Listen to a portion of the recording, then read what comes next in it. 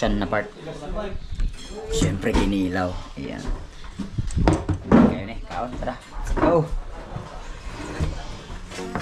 Welcome back mga ka-adventure. Isang mapagpalang araw po sa ating lahat. Another day, another adventure. Samahan niyo po ako sa aking adventure na lumipat ako ng bangka dahil kailangan kong umuwi muna ng Puerto dahil alam ko makakancel ang mga biyahe gawa nga ng may bagyong parating. Kaya tara, samahan niyo kami sa isang punong-puno ng aksyong adventure dahil sobrang lakas at intense yung mga nangyari. But despite of that, praise the Lord sa napakalaking biyaya at safe na biyahe. Thank you so much to Joy to catch the fish. First to catch is called Ceviche. Ceviche! and Filipino. Kaya tara mga adventure, samahan niyo kami sa adventure na ito. Let's go!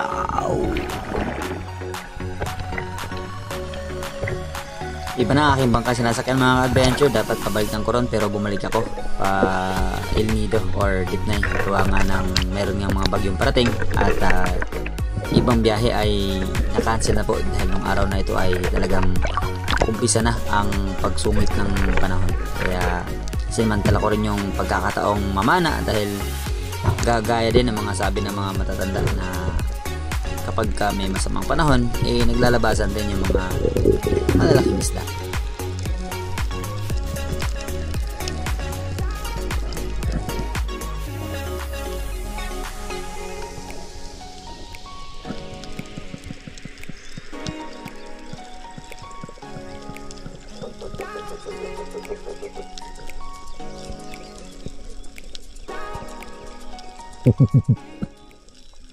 Dahil low tide mga ka-adventure at grabe yung ulan kagabi kaya ito ang epekto, medyo malabo at hindi malino na visibility, pero despite of that nagtry pa rin ako na maghanap ng biyaya na pwede namin pagsaluhan ng mga crew at para din sa mga bisita kung mayroong malaki at masarap na klase ng isda na pwede nating may ulam.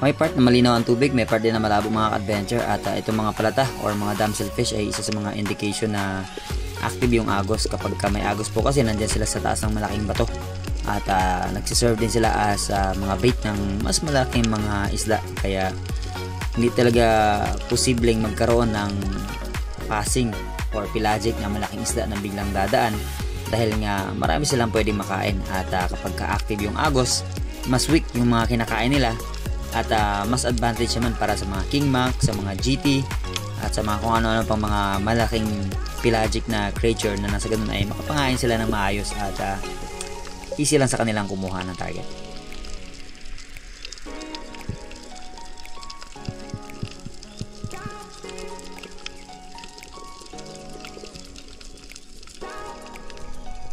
Another time mga ka-adventure, sa ating ikalawang pagsisid ay bumaba ako ng medyo malalim-lalim ng konti at this time ay confident ako mamana dahil kasama ko ang aking pong kaibigan at lead guide ng grupo, si Ambo, na akin ding unang dinala sa Big Dream Boatman way back 2017-2018 na season at isa kami sa mga pioneer ng Big Dream at hanggang sa kasalukuyan at sa dive na ito mga ka-adventure ay natanaw natin yung malaking snapper. Kaya lang, hindi naman masyado nagpalapit.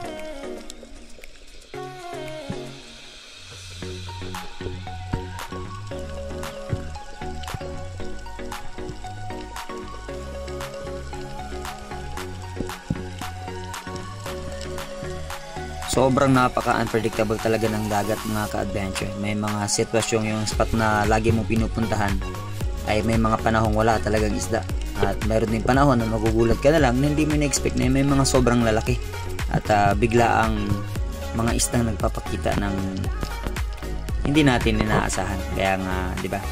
Sabi nila, expect the unexpected, and kapag para sa iyo yung blessing na yon, talagang para sa iyo yun.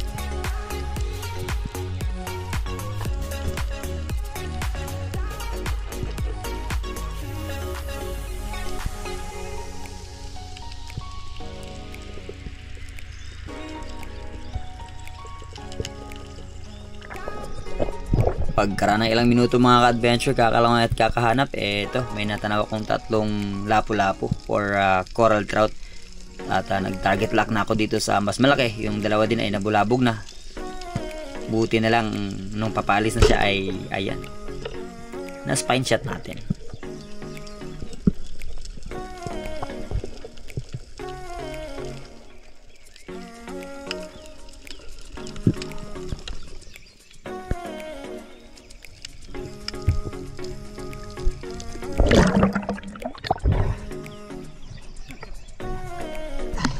Shot.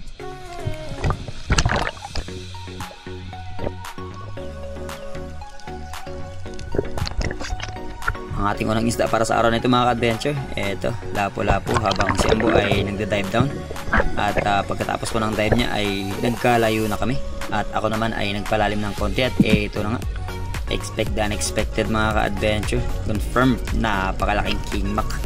At hinabol ko ito ng bahagya kasi medyo malikot yung kanyang buntot at inantay ko talaga yung pagkakataong mag cool down yung kanyang pong paglangoy. At nung pag side niya, ayan, tinira natin.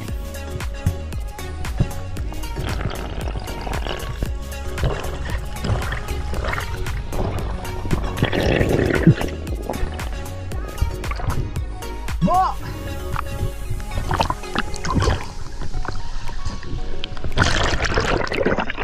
Hindi ako masyadong confident mga ka-adventure sa tira, kaya talagang pag-ahon ko ay tinawag ko kagad si Ambo. At matindi yung kanyang naging drag talaga.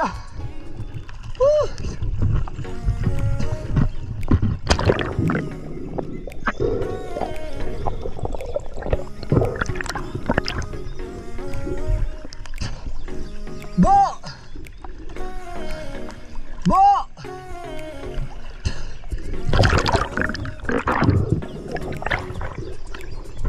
Ambo!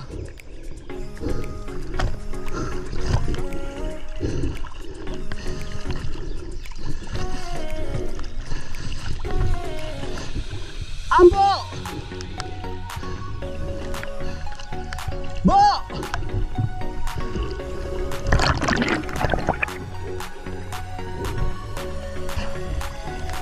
Ambo!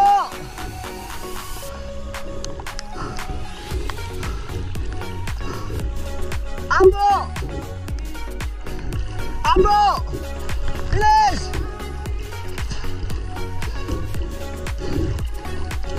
And finally mga ka-adventure, narinig na rin ako ni Ambo. At sobrang hindi talaga ako confident, kaya kailangan ko ng second shot para ma-secure talaga kasi ang laking isda nito mga ka-adventure. At una ko nakahuli ng malaking king mac is 15.4 doon sa Pass Island. At same po, si Ambo din ang kasama ko mga ka-adventure, kaya talagang gumawa ako ng paraan para mapansin niya ako. At hindi ko masyadong napansin na ang GoPro ko pala ay nakaangat na. Nakatingala ng mga ka-adventure dahil natamaan pala ng buya ng paghila ng king mac kanina.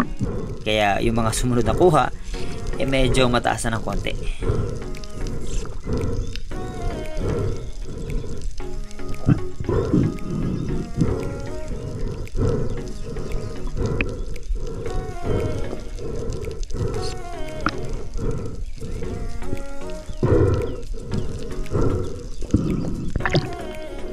Bilis! Bilis!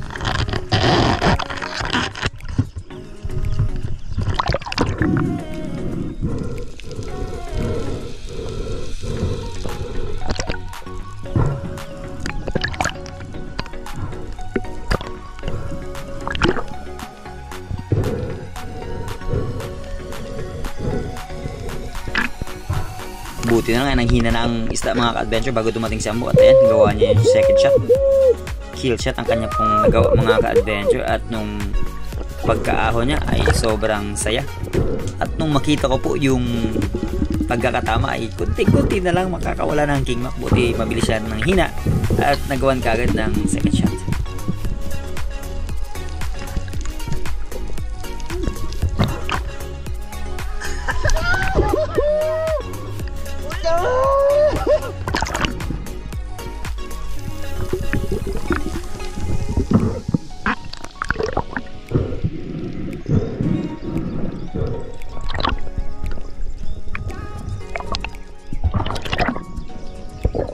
marami na tayo nakuhang King Mac mga ka-adventure sa nga gitna ng Kabanlawan at Nangalaw. Pero ito pa lang ang pangalawa sa pinakamalaking King Mac na nahuli ko by far. Again, yung pinakamalaki po is 15.4. Ito po ay wala kaming timbangan, kaya tansya-tansya na lang. Pero so far, iba talaga yung size niya mga ka-adventure.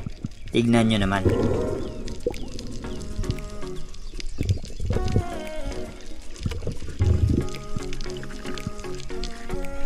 Pabalik sa bangka, nadaanan namin itong dalawang Australian na nag-snorkeling at tuwan-tuwa sila. Kumuha na rin ng picture nung nakita nilang may dala-dala kong malaking King Mac. At yung iba ay hindi pa rin makapaniwala. Akala nila pinaprank lang namin sila na mayroong malaking isda kaming nahuli. Later na lang sila naniwala nung nakita nilang meron na kaming dala-dalang mga pana. Big Mac!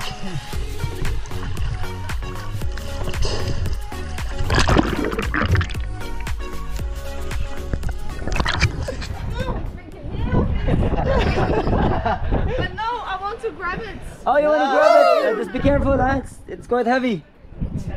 It's heavy, very heavy. Yeah. Oh, shit. Wait.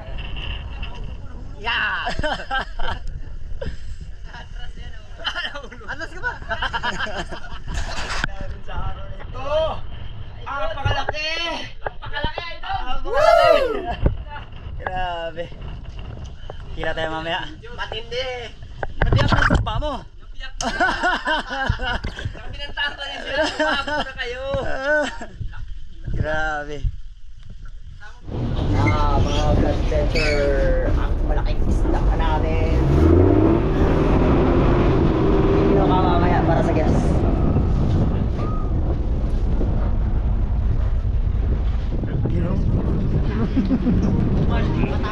Yeah, exactly right.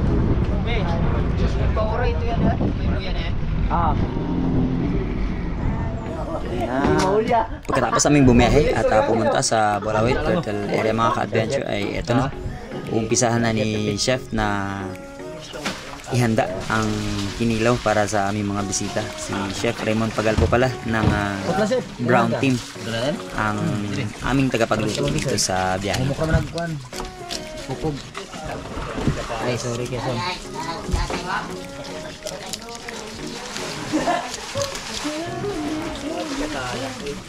Ito, malambot na talaga buto niyan. Ito! Malambot ang buto niyan. Hindi mo kailangan ng pamukpok dyan. Lalo pag dito kasi ilalim ng gun.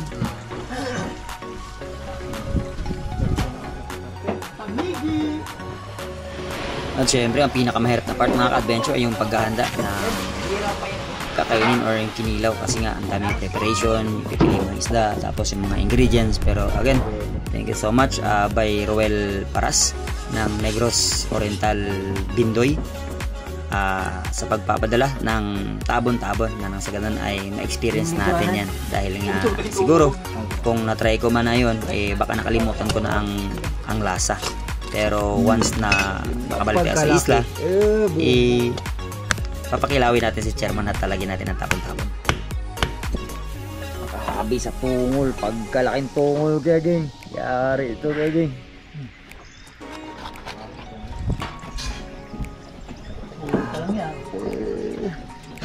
Solve. Chairman, kumusta Chairman? Tungol. Tungol, Chairman. Kalaki. Tato kayo. Tignan mo. Tungol eh.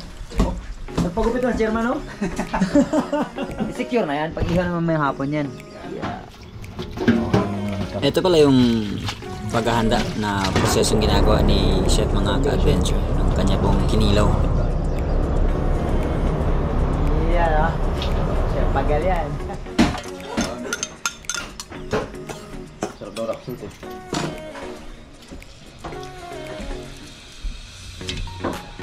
Yan, ah.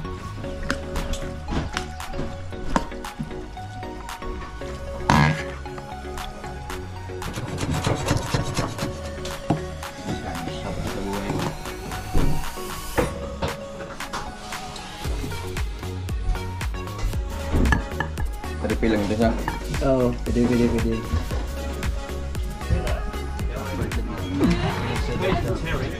Yeah, again guys, I introduced the food of for today.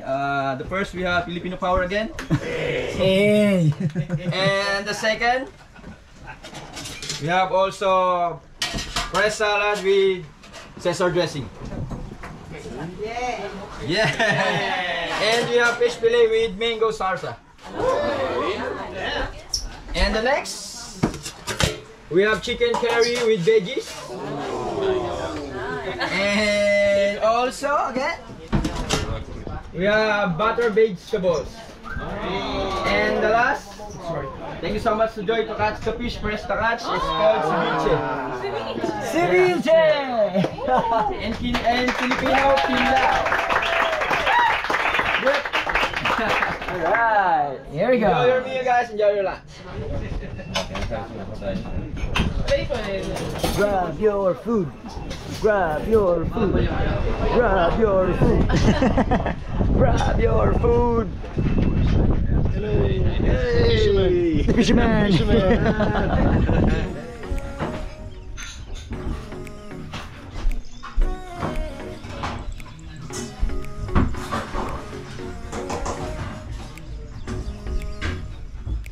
Padampot. Padampot. Masarap talaga sila yung kinilaw, dinadampot. Ito. Hindi kaya. Ito naman. Oh, nagkain ka na. Gutom na siya eh. Siyempre, kilawin no? Hindi na kinaya? Tanigi. Tanigi. Walang almusal. Diet? Vegetable. Vegetable. Ano pa? Pakbit. At pagkatapos ni Chef mga ka-adventure, ako naman para sa amin naman kinilaw. At kung hindi po nagkakamali mga ka-adventure, way back 2014, ako po ay nagtungo sa lugar ng Cagayan de Oro City para po mag-attend ng National Convention ng mga tour guide. Fresh from Capayas? Kinilaw? Kinilaw, sinigang. Nakimak, i-board niya lahat. Yan o. Sinigang. Chairman! Chairman! Ano kaya? Tungan mo Chairman ito. Akin pong maalala, ako po ay nangalkal ng aking mga dating picture nung pagpunta namin ng Cagayan de Oro. At yun nga, may nakita akong post kong picture na merong kinilaw tapos merong ingredients na hindi ko alam. So, feeling ko, ito yung tabon-tabon. Pero again, shout out by Roel or Lipay Lifestyle. Kaya mga adventure, thank you Lord sa napakasarap na biyaya. At despite of may masamang panahon, sapat pa rin yung blessing na natanggap natin sa araw na ito. Kaya, God be the glory. Higip tayo na sabaw.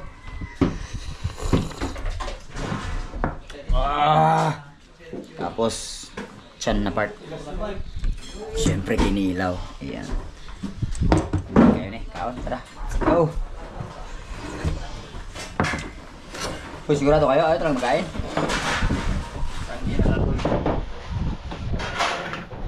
Ako, magkain ako.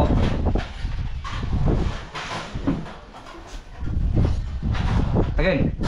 Sure, kain nga na.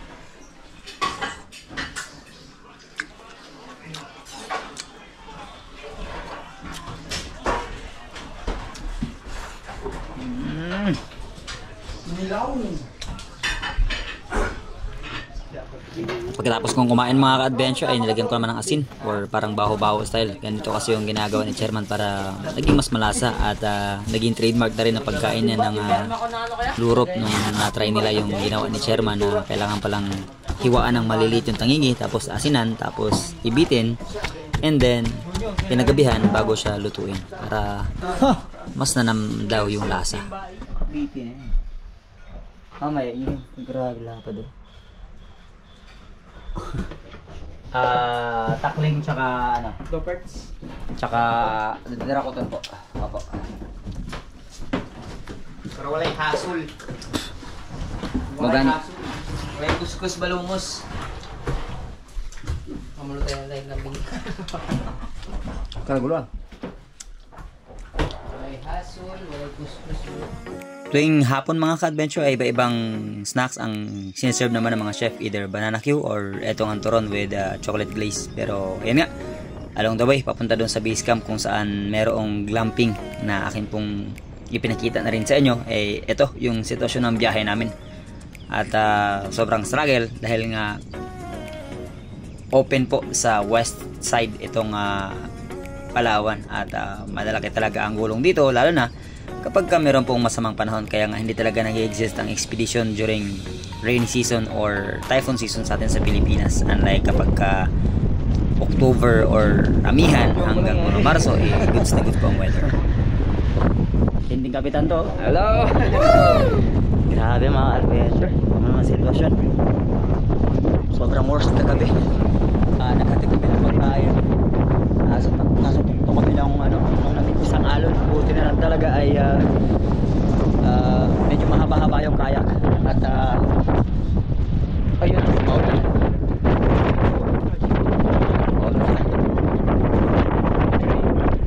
Marami na just kagabi yung dala namin pagkain. Buti talaga hindi tumaw. Sobrang worst, sobrang grabe. Grabe yung gulong kagabi, sobrang lalaki. Kain yung mga guests. One more thing, gawin namin kapag ang Dipnay ngayon. Posted po. Tingnan natin. May gulong, no choice tayo. Hindi na ako nakapag-video mga ka-adventure ng sitwasyon namin during gabi doon sa base camp kasi hindi rin kami nakatulog na maayos dahil sa ganitong sitwasyon. Maghapon, yung ulan, magdamag at sobrang lakas ng hangin. Like choosing the Green Boatman as part of your vacation here in Palawan. Of course, I know that we didn't exceed your expectation. It's something like unforgettable experience, which is not your expectation. And for your filling up your tummy, get tired, and yeah, for shot, just break.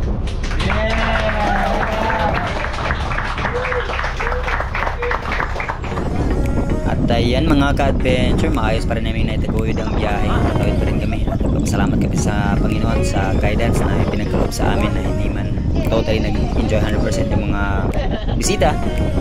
Naitawid pa rin namin po sila. At naka-experience pa rin kahit medyo hindi ganun kaganda ang experience. At dito po sa area ng Dipnay ay nagkayak pa rin kami at may mga tumaw pa rin po sa kayak. Kaya ako po ay bumalik din ng biyahe pabalik ng Ilido dahil kailangan ko pong umuwi ng Puerto dahil sa 29 po ay birthday ng aking bunsong anak na si Joey. And after po nung pagstay ko ng ilang araw kailangan ko naman pong bumalik at gumawa naman ng panibagong adventure. Siyempre, babalik sa isla at kasama si Chairman. And again mga ka-adventure, that's it for today. Maraming salamat. Thank you for watching and to God be the glory. Let's go!